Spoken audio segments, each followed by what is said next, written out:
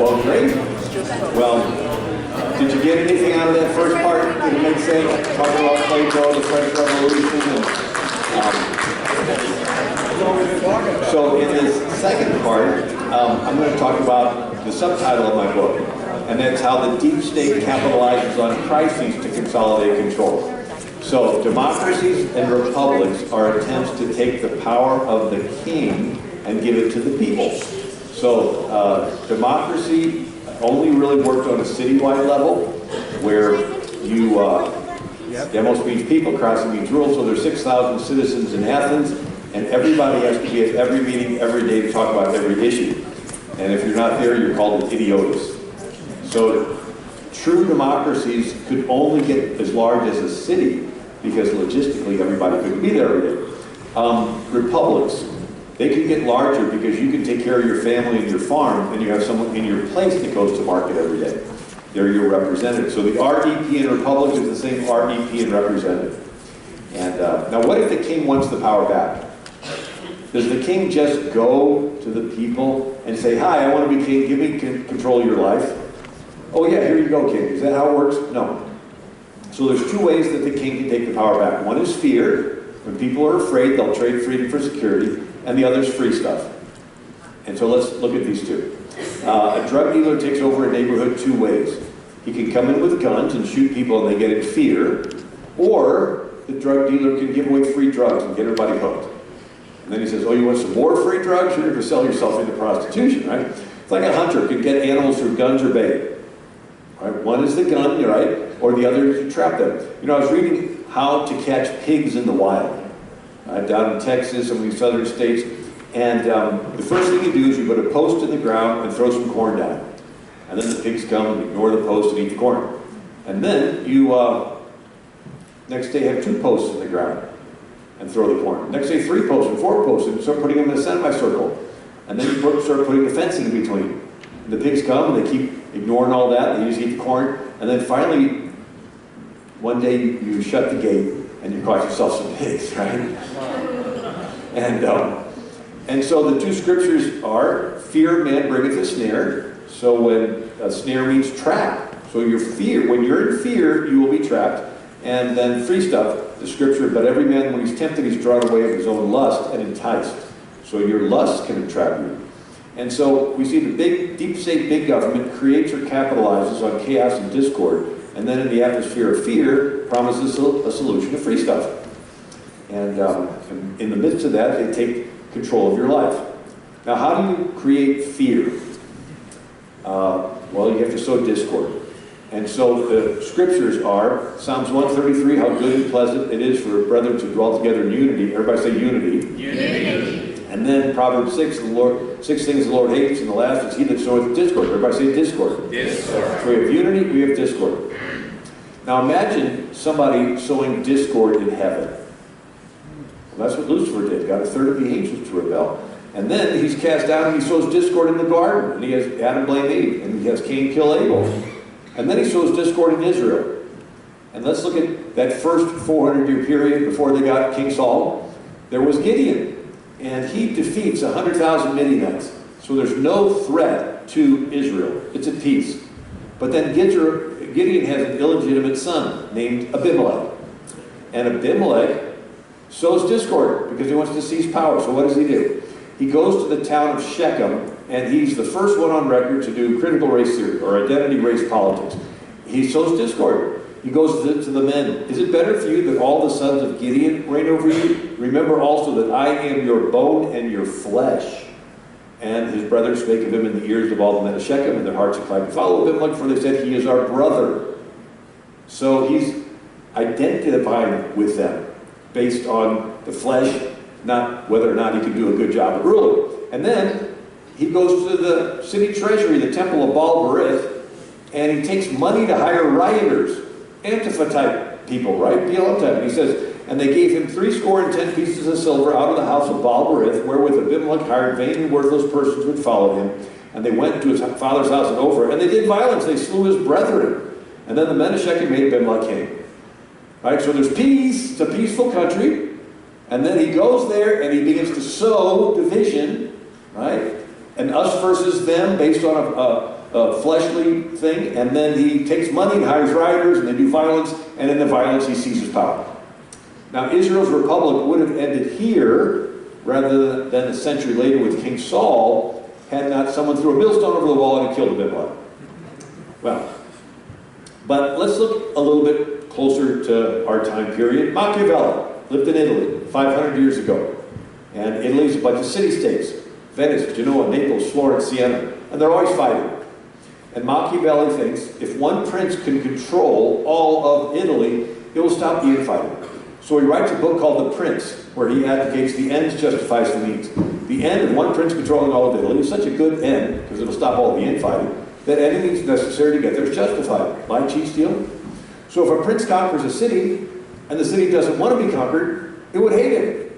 But if the prince pays criminals to kill cows, burn barns, smash windows, sort of like Abimelech paid vain, worthless persons, the people will panic in fear, and they'll want someone to come along and fix this mess.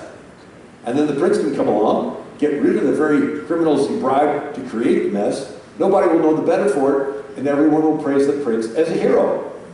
So it's good marketing. You create the need and fill it. You go around the back of the house, set it on fire, then you go around the front of the house and sell them a fire extinguisher. And they'll pay anything for it and even thank you for being there. So it's called Machiavellianism, where you create or capitalize on the crises to consolidate control. Rahm Emanuel put it this way: you don't ever want a crisis to go to waste. It's an opportunity to do important things that you would otherwise avoid. Or Hillary Clinton: I'm actually excited about this opportunity, this crisis. The chief of staff of President Obama is an old friend of mine, my husband's, and he said, you know, never waste a good crisis, and that's what we're trying to do. Fox Primetime: Ben Dominic's The Authoritarian Left is using the permanent pandemic to achieve as many ends as they can imagine. This is Rahm Emanuel's famous dictum: never let a crisis go to waste. Normal times don't produce the outcomes that the authoritarian left wants because the people are not scared enough to give them the limitless power they crave. Crises are necessary. So if there aren't any on offer, they manufacture them. So you and I see a crisis, our response is, how can we help people through it? They see a crisis, their response is, how can they usurp power through it?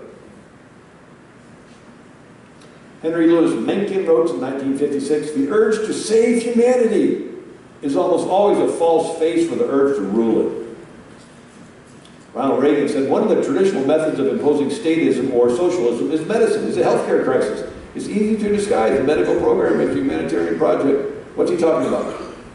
It's called seizing the moral high ground. And casinos do it. If a casino wants to move into an area and the area doesn't want it, they'll cite statistics of crime going up. But if the casino can give some money to schools, they can seize the moral high ground and claim that they care about the children. And if you care about the children, you will support casinos. And if you're not out there campaigning for more casinos, you must hate the children. It's called virtue signaling. They want to present themselves as more caring than you. And so what Ronald Reagan is saying, this is what they do with it. It's easy to do this with healthcare. Saying we care about people's health, and unless you surrender your body to the state, you must hate the children. You must hate your grandma. You must hate your neighbor unless you give us complete control over your body.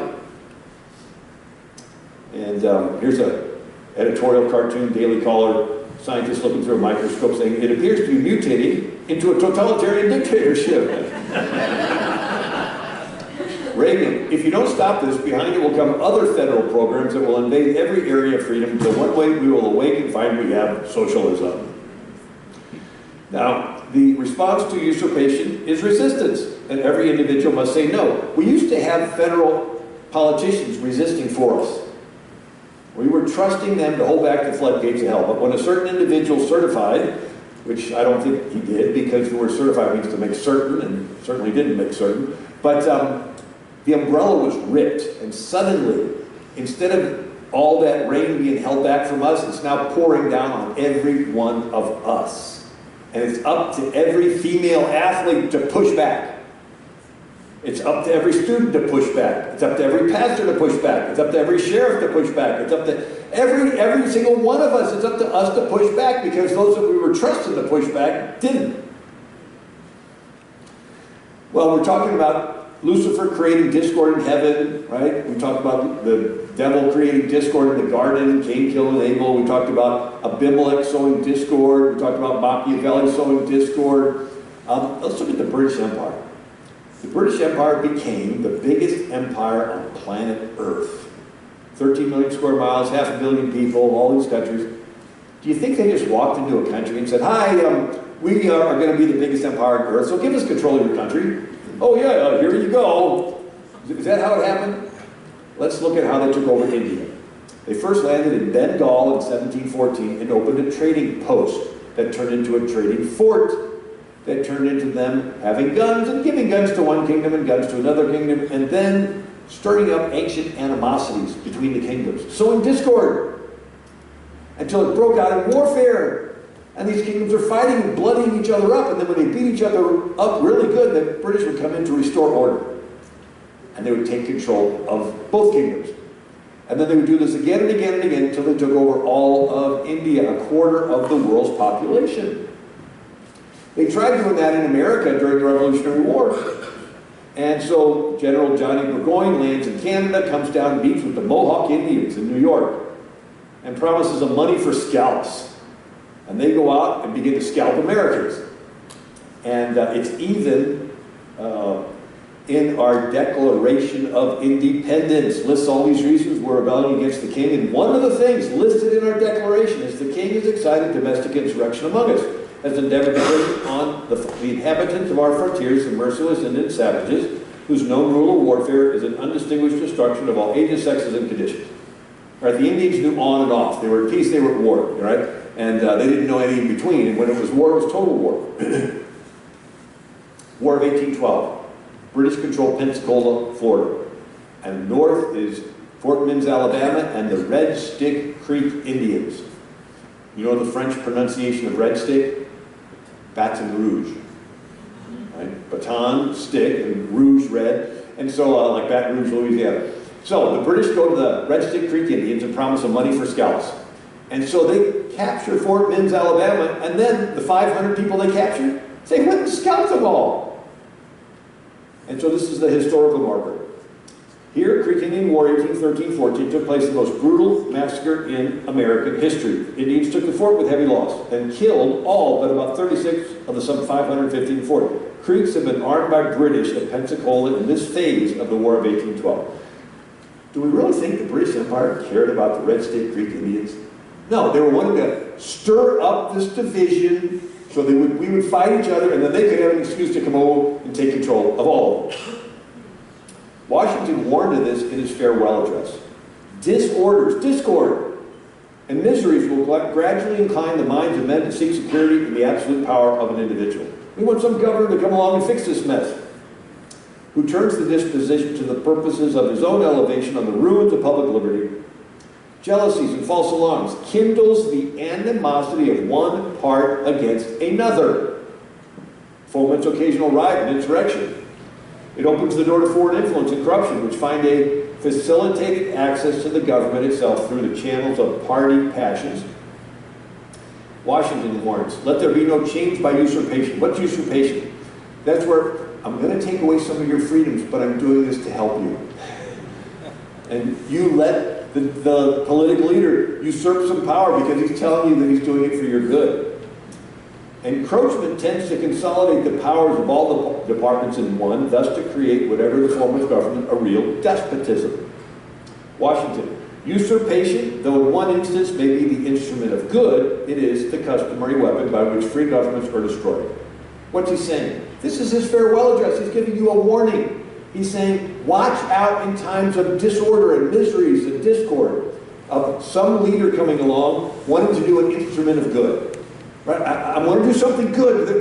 It's an emergency. I want to do something good. I'm going to take away usurp some of your freedoms because I want to do something good. And Washington says, it's the customary weapon by which free governments are destroyed. That's how you destroy a free government. Some leader coming along saying, I want to do something good. I just need a little power.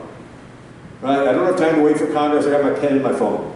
I mean, you know, Washington, usurpation must always greatly overbalance in permanent evil any transient or temporary benefit, which the use can't at any time yield. So no matter what temporary benefit it's going to do, it's going to cause permanent evil. So we're studying about in times of crises, power concentrates. So let's look back at Europe. And Napoleon conquers, and afterwards the King of Prussia said we can't let that happen again, and he gets his philosopher Hegel. Hegel teaches at the University of Berlin. He's got a student named Karl Marx. Marx is a member of the Young Hegelians, a radical student group. And Hegel influenced Darwin's theory of evolution, right? The species, and then they comes up with the, you know. Anyway, so here's your Hegelian dialectics. It's a triangle. One corner is a thesis. The opposite corner is an antithesis or antithesis. And the top corner is a synthesis. It sounds complicated, but it's not. Marx says, okay, the thesis is the status quo. It's the way things are right now, and everybody's used to it, and everybody's sort of getting along. You have to create an antithesis. In other words, you have to create a problem that is real bad. You have to sow discord. And then when it gets bad enough that people will panic in fear and be willing to trade freedom for security. And that's when you usurp power and the people settle for an answer that's just half as bad. And then that becomes the new starting point, and you create another problem that's real bad, and everybody gives up some more of their freedom to settle for an answer that's just half as bad. Then you create another problem that's real bad, and everybody will give up some more of their freedoms to settle for an answer that's just half as bad. And every time they settle, rights and powers are going from the individual into the hands of the state.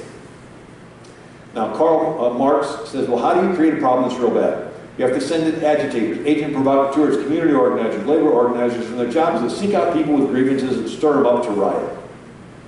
And when it gets bad enough, everybody panics and wants some governor to come along and fix it, and they let their power get usurped.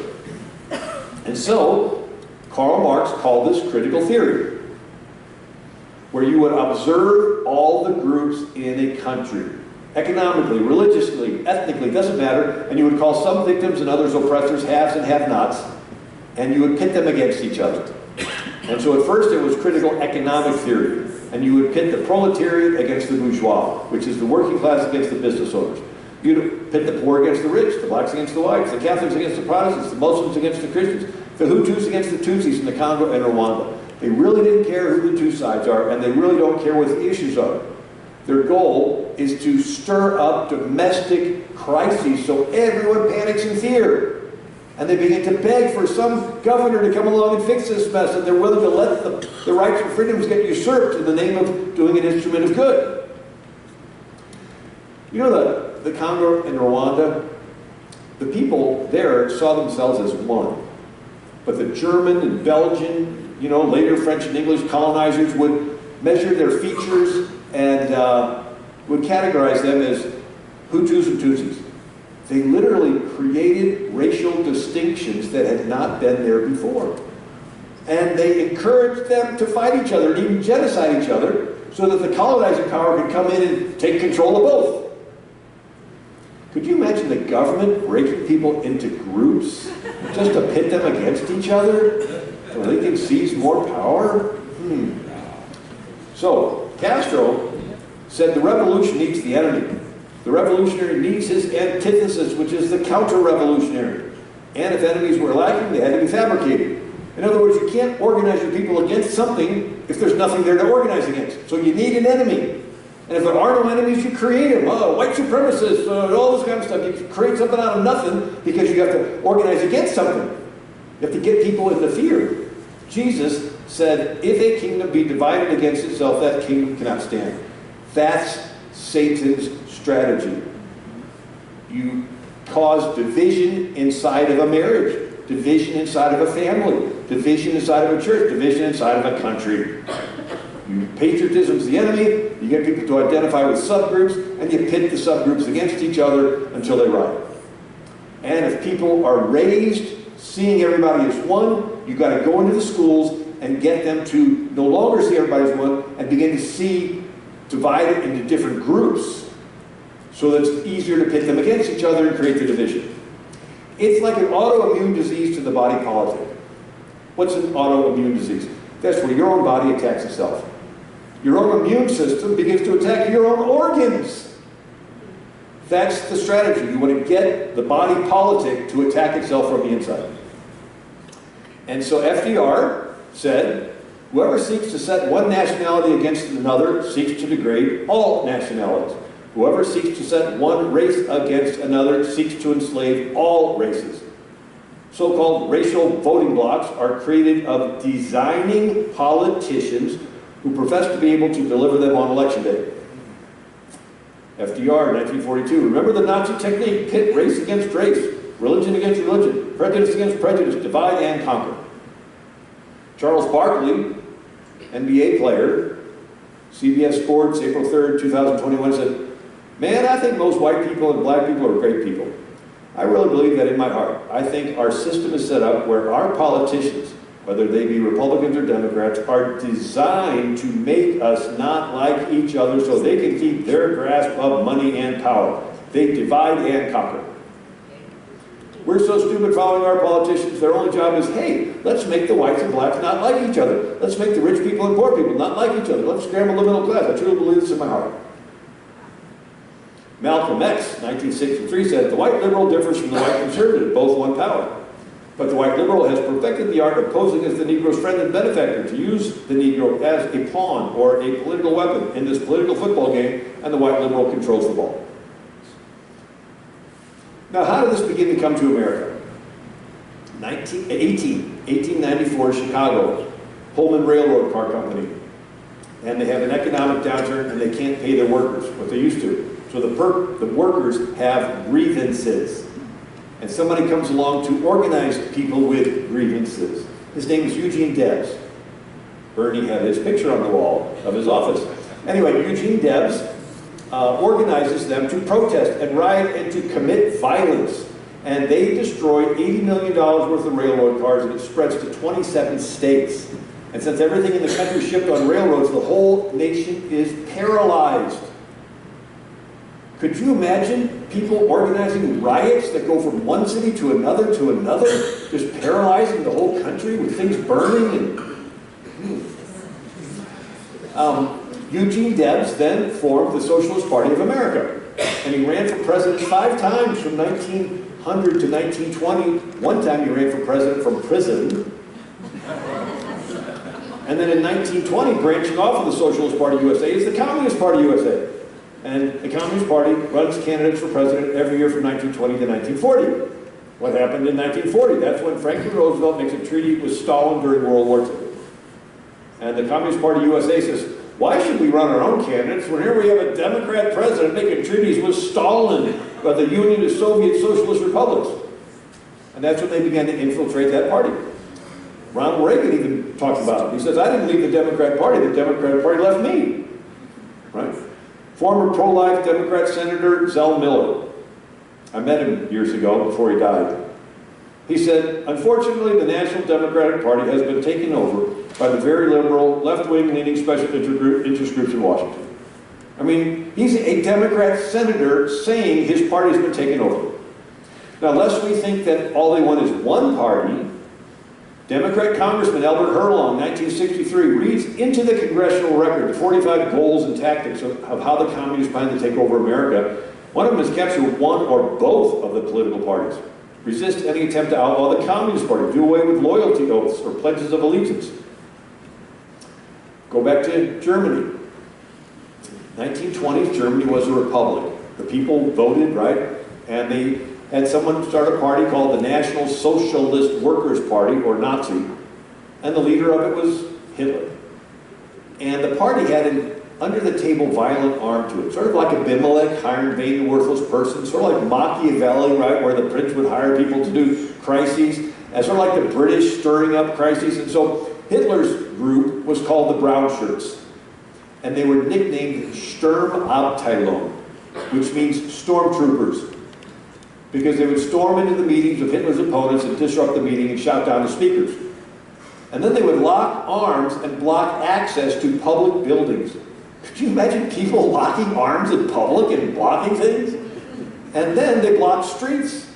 And then they went into the cities and they smashed the windows, looted and set on fire over 7,500 stores owned by Jews in the night of broken glass, Kristallnacht. And then their capital got set on fire. And evidence points to Hitler's own people setting fire to it, but Hitler blamed his political opponents and decided he's going to do investigations. Decides he's going to start arresting them. So he's going to start rounding them up. And he puts them in jail and he shoots them without a trial. And when the dust settled, Hitler did not have any political opponents left, and Germany transitioned from a republic, bottom up, to a dictatorship, top down. Stalin did a similar thing in Russia. 1934, he faced a growing anti-Stalinist movement. At the same time, he had a popular supporter named Sergei Kirov, who was the party boss in Leningrad. So Stalin had an idea. He would assassinate his friend Sergei Kirov and eliminate a potential rival and blame it on the anti-Stalinists.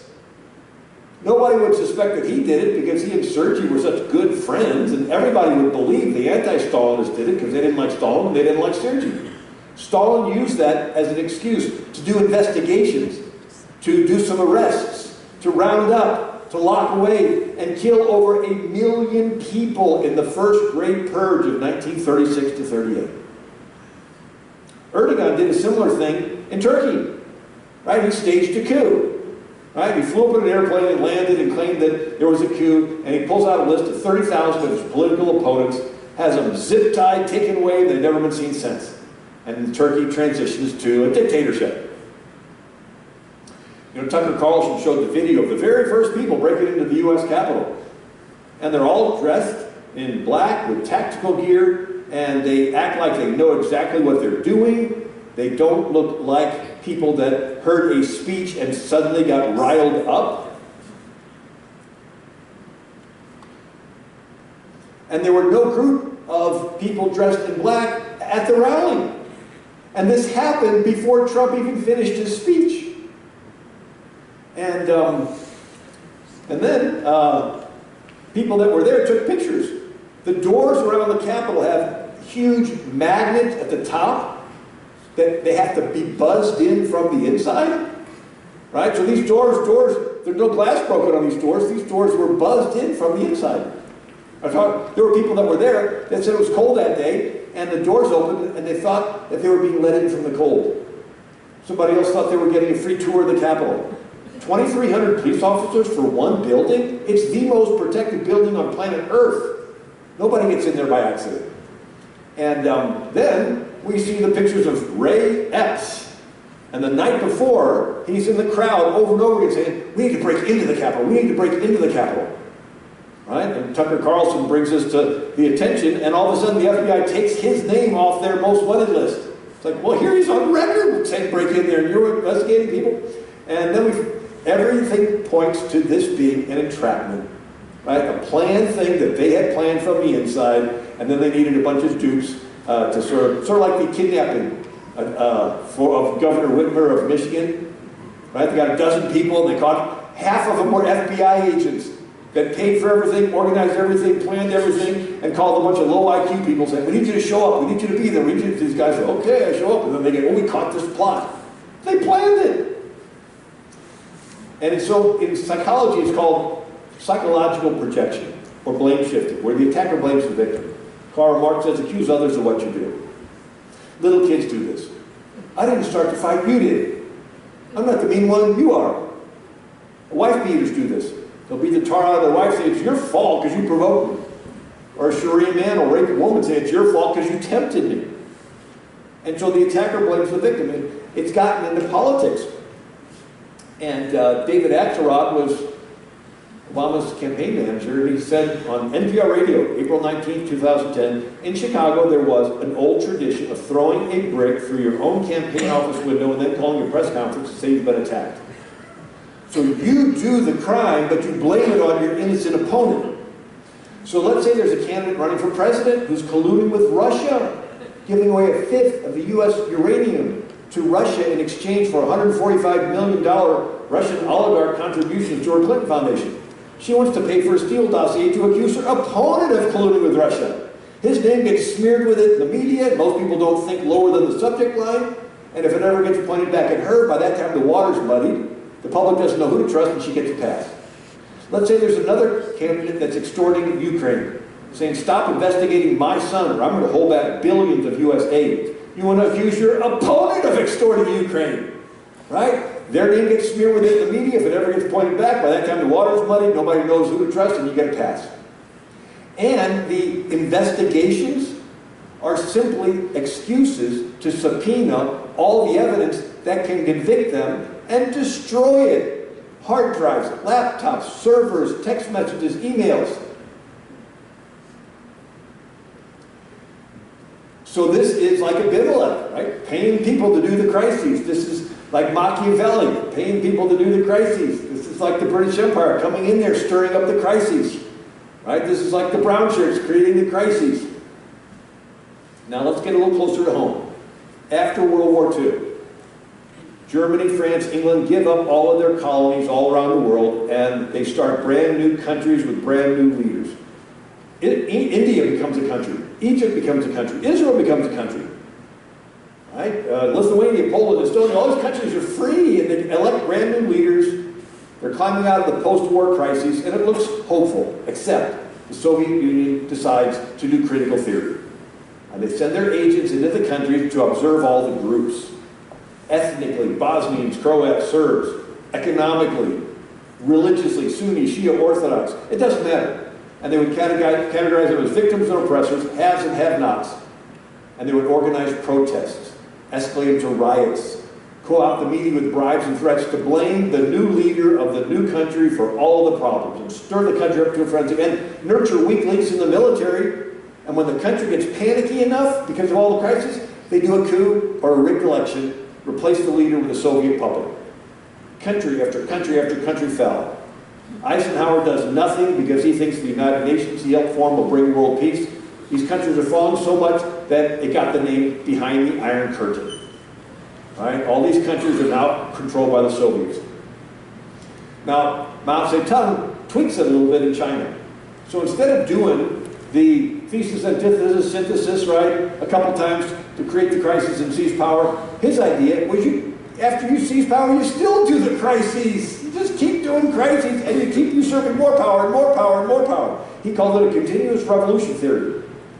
So you take the land from the rich, then you take the land from the upper class, then you take the land from the middle class, then you take the land from the lower. You take the land until you get all the land and you just keep doing crises.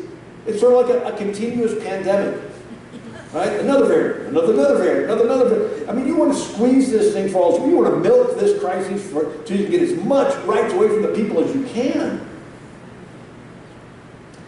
So the next president is Eisenhower. And he says the United Nations has seemed to be two distinct things to the two worlds divided by the Iron Curtain. To the free world, it seems it should be a constructive forum. To the communist world, it has been a sounding board for their propaganda, a weapon to be exploited in spreading disunity and confusion. So Eisenhower can either do nothing while these countries continue to fall or do something. And so he decides to fight fire with fire.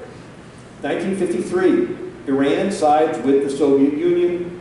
Their leader, Mossadegh, nationalizes the oil industry in Iran. And you say, big deal. Wait a second, Britain has no oil fields. So in 1908, Britain formed the Anglo-Iranian Oil Company. You know it better as BP.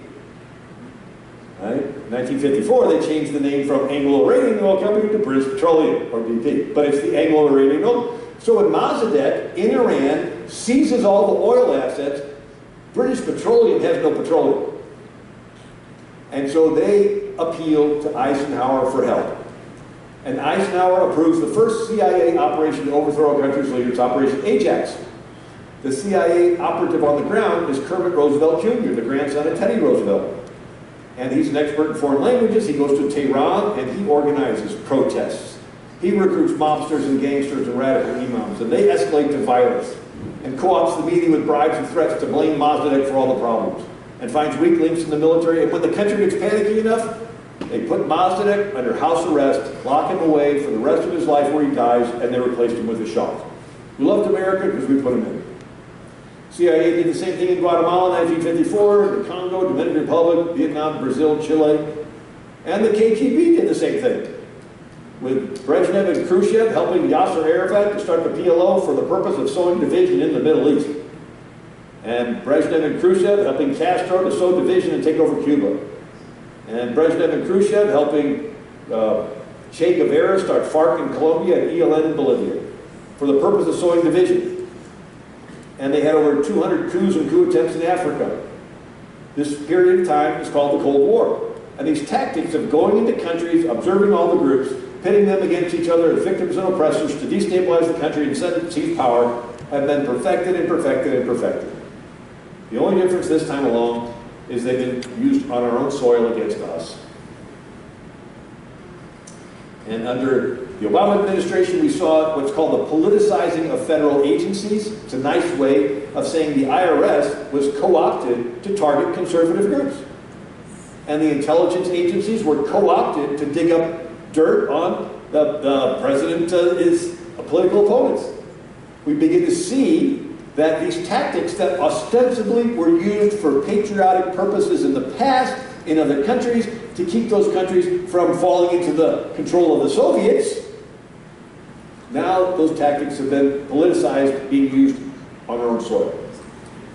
Chris Matthews, MSNBC hardball, in his last television appearance, it was after a Democrat primary where they were talking socialism, and afterwards he says, I remember the Cold War. I've seen what socialism was like and I don't like it, okay? It's not only not free, it doesn't work. I believe if Castro and the Reds had won, there would have been executions in Central Park. Now he said something in there that they didn't like, so he was let go after this interview. Now what's he talking about, executions in Central Park? Well, Castro had an executioner named Che Guevara. And Che Guevara writes, we executed many people by firing squad without knowing if they were fully guilty. I'd like to confess I discovered that I really like killing. Blind hate against the enemy creates a forceful impulse that cracks the boundaries of natural human limitations, transforming the soldier into an effective selective cold-killing machine.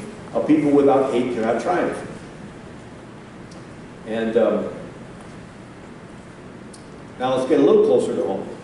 Chicago has Al Capone, a hitman, Frank Nitti, and a young guy rode around with Frank Nitti named Saul Alinsky. And Saul Alinsky said, gee, all that they had to do was kill a few people, smash a few windows, and the whole neighborhood in Chicago would panic in fear and be willing to trade freedom for security to the mob. Right? This idea that you pay people to go in and create crisis and the people will surrender their freedoms. And so Hillary Clinton did her senior thesis at Wellesley College on Saul Alinsky. And President Obama worked with the Alinsky organizers in Chicago. And Saul Alinsky says the first step in community organization is community disorganization.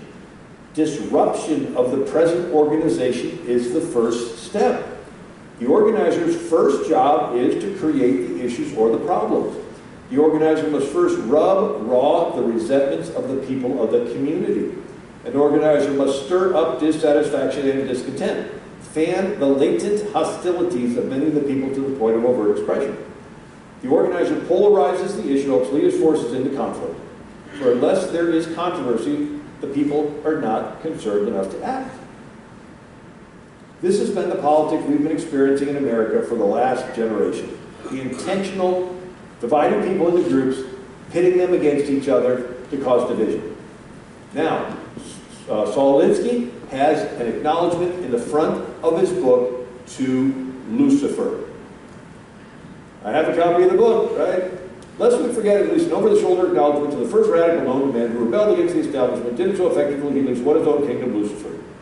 Remember we started off talking about Lucifer sowing discord in heaven, Lucifer sowing discord in the garden, Adam, Eve, Eve, Cain, Kill, and Abel, and then sowing discord in the republic of the Hebrews before they had a king, going in with Abimelech and sowing the discord.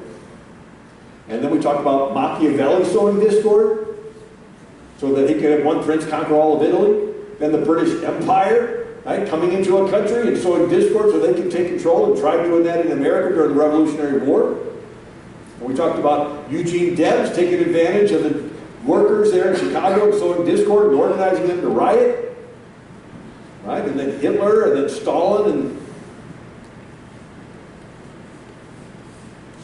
you know, when you look at the verse in the Bible, it says, the devil takes Jesus to a high mountain, shows him all the kingdoms of the world, a moment at time, says, bow down and worship me.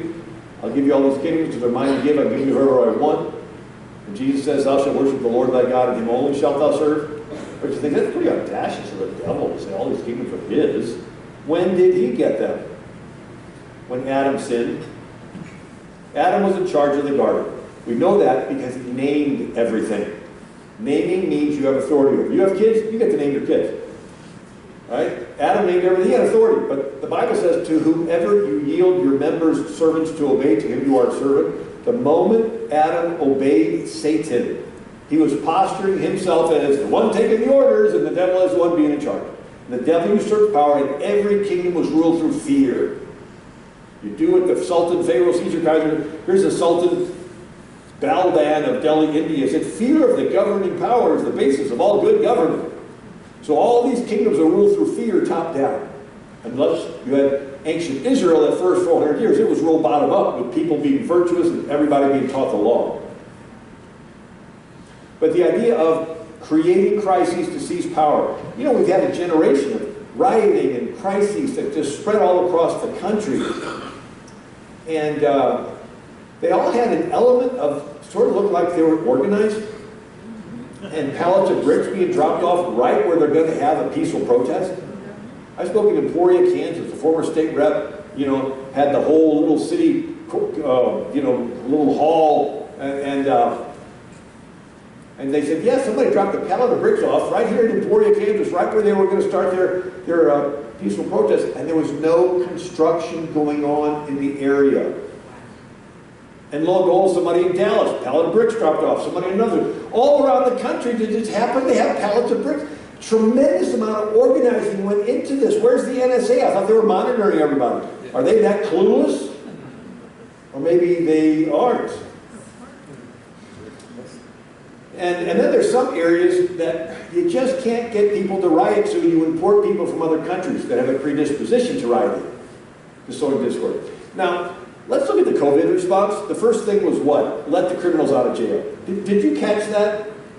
I mean, it's like, really? You couldn't think of anything else? You said, hurry up, let them all out of jail. Hurry up, hurry up. It's like, you couldn't like just transfer them somewhere? And then crime goes up. It's like, duh, you let criminals out, crime goes up. And then some people feel unsafe in the big cities and they move out. Who? Maybe families. Okay, pro-family people. They tend to belong to a particular political party. Who's left in the city? Well, maybe more people dependent on government entitlements. They tend to belong to a different political party. And then businesses are closed and looted and vandalized, and police are ordered to stand down, and police are being defunded, and so pro-business people move out of the big city. Okay, they tend to belong to that first political party. And then churches are shut down where pro-life, social conservatives gather. And then schools are closed where students that have been indoctrinated with hate America are free to riot. Who would want to organize students to riot?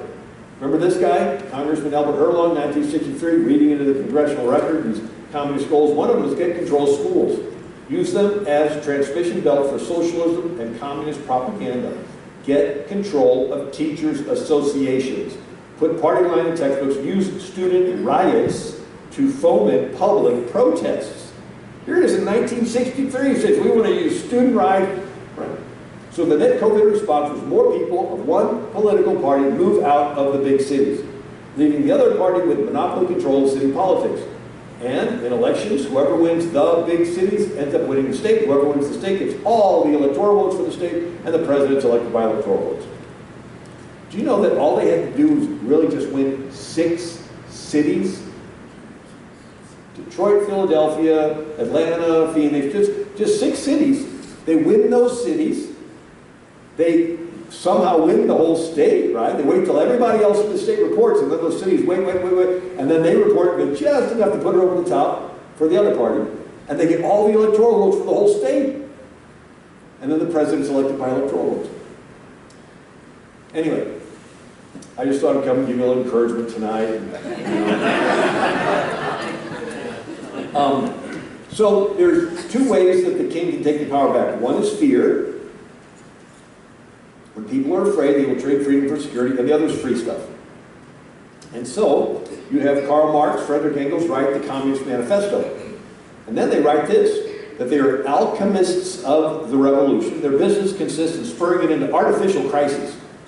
Every new crisis must be more serious and more universal than the last. Every fresh slump must ruin more small capitalists.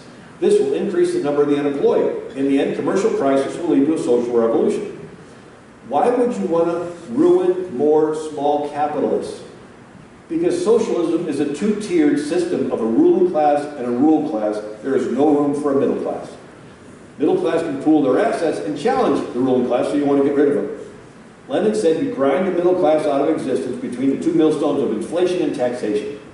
Taxation, you just take it away, and inflation is you create trillions of dollars chasing the same amount of goods, price of the goods go up, and then people can't survive. This is a 1934 Chicago Tribune editorial cartoon, guy looking like Trotsky, writing plan of action for U.S. Spend, spend, spend under the guise of recovery. Bust the government, blame the capitalists for the failure, jump the Constitution, and declare it dictatorship. Spend, spend, spend. What's that? That's trillion-dollar stimulus programs that are not intended to stimulate. There's trillion-dollar infrastructure programs that are not intended to build the infrastructure. They're intended to create trillions of dollars out of nothing, chasing the same amount of goods, so the price of those goods skyrocket. And so everybody that's on fixed income is not going to be able to survive. And they're going to go to the government and say, help. And the government says, we'll help, we'll confiscate all your retirement, and we'll give you a check. And then they're going to say, oh, for you to get another check, you got to get the most recent booster. Oh, and you have to let us do facial recognition on when you file. Oh, and we somehow found out you have guns in your house. You got to give up the guns if you want to continue to get the checks. And one by one, these people that are dependent, what's their choice, right? We saw this during the Great Depression. So during the crises, FDR, right, he begins to do all, take control of things and then give out money. And he ruled the country through mandates, through executive. Could you imagine a president issuing mandates? And one of them was he outlawed the private ownership of gold, just by a mandate. People were burying gold coins in coffee cans in their backyards to hide them from the federal government. And then Lyndon Johnson follows up with his Great Society welfare state. That's to intentionally get people to sign up for welfare because then you can control it.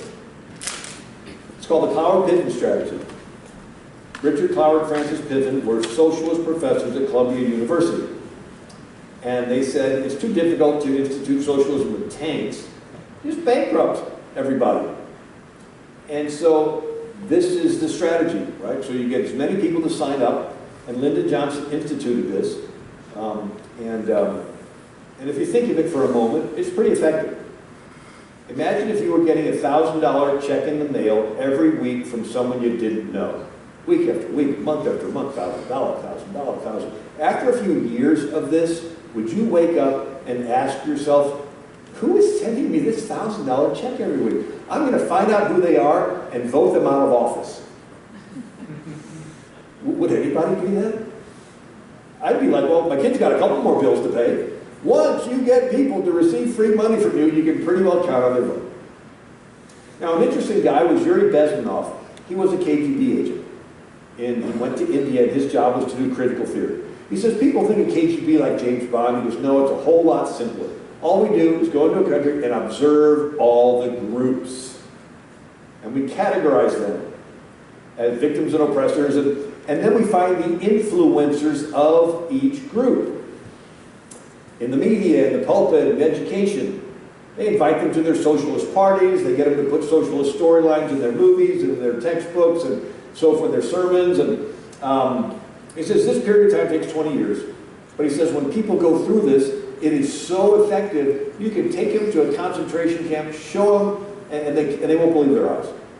He says the next is a shorter phase of the destabilizing, where you spend under the guise of recovery, and you get them to bankrupt the infrastructure. And then the third is a crisis that you can fan, you do an emotional frenzy around the country, and then you do your coup, or your rigged election, and you replace leader with the Soviet puppet. And now I wanted to focus on the one part where we talked about identifying the groups of the pulpit, and the infiltration into seminaries, and not just in America, but around the world. But this is what Albert Herlong, this congressman, read into the congressional record in 1963 of the communist tactics to take over America. One was infiltrate the churches, replace revealed religion with social religion. Alexander Solzhenitsyn spent 11 years in gulags, and he says, I call upon America to be more careful, prevent those from falsely using the struggle for social justice to lead you down a false road. A black man that got involved in this is Manning Johnson. He became a communist, ran for Congress in New York as a communist. And then he saw some black men wanting to build a hospital, had to be first class. And he saw the communists undermine all of their efforts. And then he saw some other black businessmen wanting to have a real estate development and have to be first class with fountains and bridges and shops. And he saw the communists undermining their whole effort. And he finally concluded, you really don't want to help our people. You're just using us to sow division. So he left them. And he testifies before the U.S. Congress, and he writes a book called Color, Communism, and Common Sense. Archibald Roosevelt, the son of Teddy Roosevelt, writes the forewords of the book. He talks about, among other things, that the communists first tried to do in the minority communities what they did in Russia. Get the people to spit on the Bible and kick the Bible. But he says they couldn't get anywhere because the minority community in America was too attached to the Bible. So their idea was to change the gospel. And he says the new line went like this. Jesus the carpenter was a worker like the communists. He was against the money changers, the capitalists, the exploiters of that day. That is why he drove them from the temple. Communists are the modern-day fighters against the capitalists or the money changers. If Jesus were living today, he would be persecuted like the communists. So forget the gospel, that we're all sinners and we deserve to go to hell, and Jesus, the only begotten Son of God, died on the cross to pay for all of our sins. Forget that. Jesus was just an activist. But we see this infiltrating in the pulpit is continuing today. Here's a Washington Times article. George Soros and his rented evangelicals, right? Money coming in. And David Horowitz, former communist, now conservative writer, says the issue is never the issue. The issue is always the revolution. Civil rights, women's rights is never the real cause. Women, blacks are only instruments in the larger cause, which is power. Battles over rights and other issues, according to Alinsky, should never be seen as more than occasions to advance the real agenda, which is the accumulation of power. Lenin said that the people that are on the ground that think it has something to do with hands up, don't shoot, and Confederate flags and statues, people that think that that's the issue, Lenin would have referred to them as useful idiots. Because that's just a low thing. The big thing is they want to cause division to seize power. Now, you may have seen the critical race video of kids on a starting line, and the teacher says, if you're from a home with a mom and a dad, you got a special advantage, take a step forward. And if you're from a safe neighborhood, you got a special advantage, take a step forward. And they take a step, still some kids are taking lots of steps forward. And the other kids are on the starting line. And they're looking at each other like, this is not fair. It's a pretty convincing video until you ask yourself, what's the finish line? Is the finish line how much stuff you can accumulate before you die and leave it all behind? Or is the finish line standing before God? And him saying, yeah, I bless you with stuff. What did you do with it? I was naked, did you clothe me? I was hungry, did you feed me? I was sick and in prison, did you do? What did you do? Whatever you did for the least of these my brethren, you've done to me. The answer is not to teach critical race theory in the schools. The answer is to send youth pastors and evangelists into the schools to get these kids born again. Amen. Because once they receive the love of God, they're going to want to love everybody. Love your enemies. Do good to those that hate you. Bless them that curse you. Right? Critical race theory says you cancel your enemy. The Bible says you love your enemy. Right? Matter of fact, the gospel says that if you don't forgive an offense that is done against you, you will not be forgiven. Right? So if you're involved in critical race theory, harboring resentment from wrongs, guess what? You're not going to be forgiven of any wrongs you do. You know you're a spirit, mind, and body? Your mind is like a super fancy computer. It's more than that, but it's at least that. And your body's like the computer case, which makes it silly for people to argue over what color the computer case is. And the reds, red, and greens. So it's like, it doesn't matter what color the computer is. It doesn't matter what color your phone is. What matters is what software is running on it. It doesn't matter what color somebody's skin is what behavioral software is running on their brain. And the other side wants to put their malware and their corrupted files and their viruses on these little kids' brains. And it's our job to put the gospel behavior, on their brains. So not the CRT, but the gospel. I thought it was also interesting. Ezekiel says, the son shall not bear the iniquity of the father. The soul that sinneth, it shall die. You don't make the kid pay for the sin of the parent. critical race theory, says that this little kid has to pay for the sin of some ancestor that they never knew, and their whole life they've got to pay for it, and they're always going to be a bad person. You're a bad kid and you'll forever be a bad kid. There's nothing you can do to change the fact that you're a bad kid. That's not the gospel. And anyway, and Jesus was treated the worst. He was completely innocent. He was treated the worst, and he was crucified. And what did he say? Father, forgive him. And if he is our Lord and our example, we have to forgive every offense that's done against us. Anyway, and so I could go on and on. But you know the first prophecy?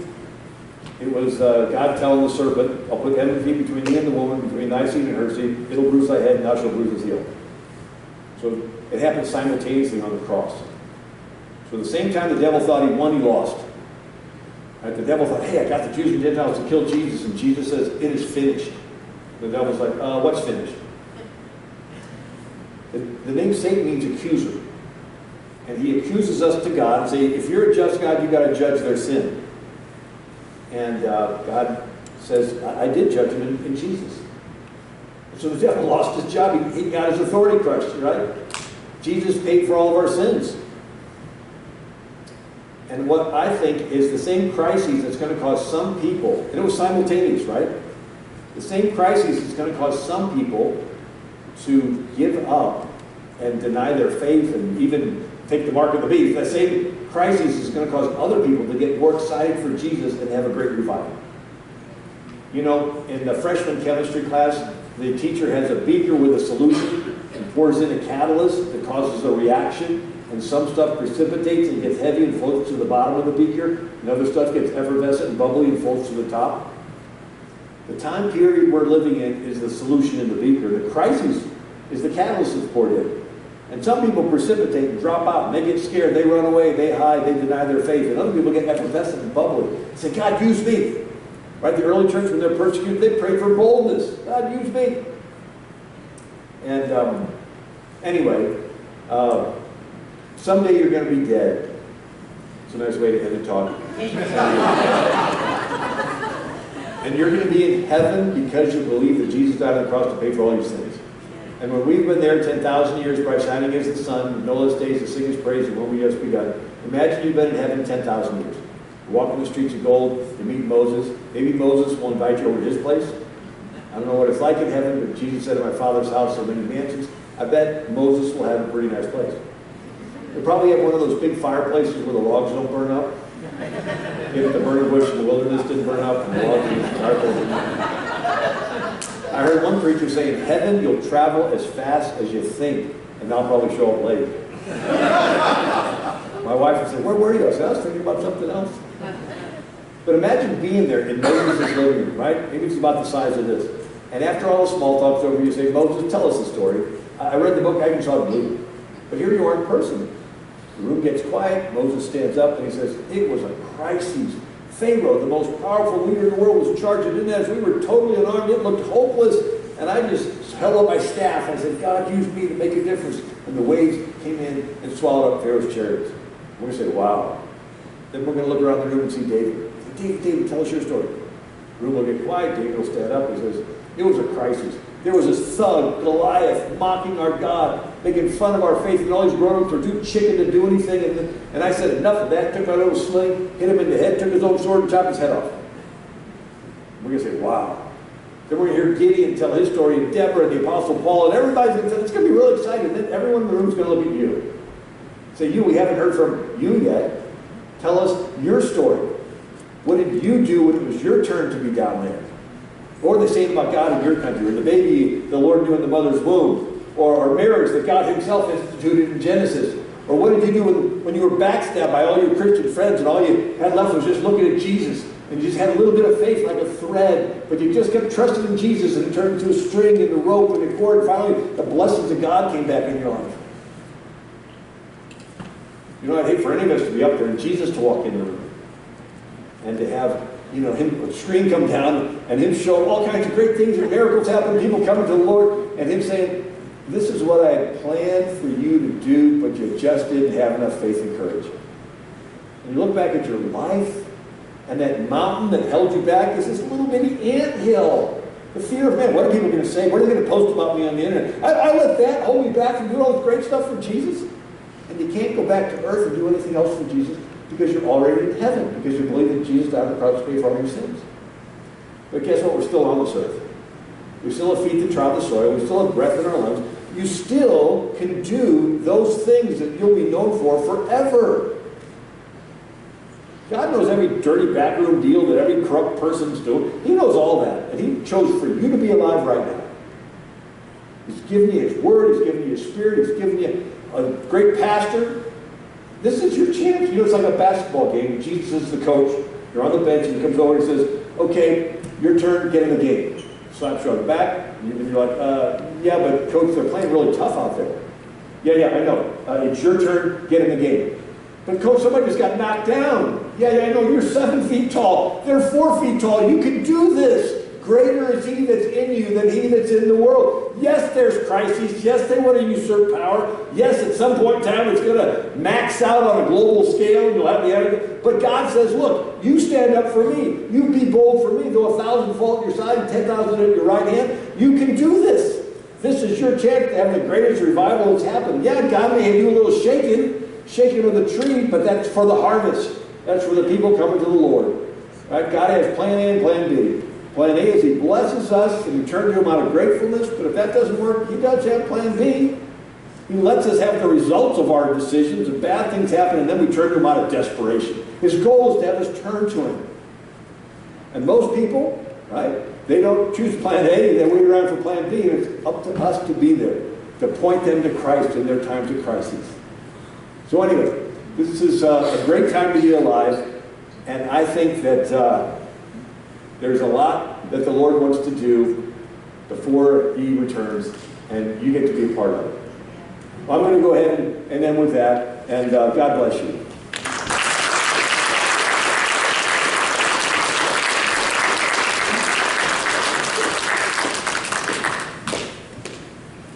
So does that make things a little clearer on what might be happening in the world today? It's so crystal clear the way William presents it, and helps us make sense of the chaos. Some of the things that come out for me is out of Ecclesiastes, chapter 1, verse 9. The thing that has been, it is that which we shall be, and that which is done, that which shall be done, and there is no new thing under the sun. So, all throughout history, we've seen this cycle over and over and over again. And what has made America great was that covenant relationship with God. And I think William did a great job of summing it up. We need to be pointing to people to Jesus now more than ever. And that we're here at this time to bring people to Jesus. So, with that, there's an encore on Sunday, so invite your friends. He's going to be back talking about a different subject, who the King of America really is. And so we welcome you then. He'll be back at the table signing books and answering questions. He's got a great heart and a sweet spirit. We'd also, if you're led to, there's opportunity for a free will offering to help cover some of his expenses, and I'm sure he would appreciate that. So now if you'll bow your hearts, we'll close in prayer. Dear Lord Jesus, we just thank you for tonight. We thank you for William. We thank you for the message that he's bringing to the world, that he's pointing people back to you. And we just ask for that boldness. We just ask that you would give us those opportunities to point people to you as we go through these times. We've gotten good information tonight to be able to do so. We ask your blessing on William as he continues his travels and goes around the country sharing your word and message. And we just ask your blessing on each one of us here tonight, that you would get us home safely, and that you would give us the opportunity to point people to you. And all God's people said together, amen.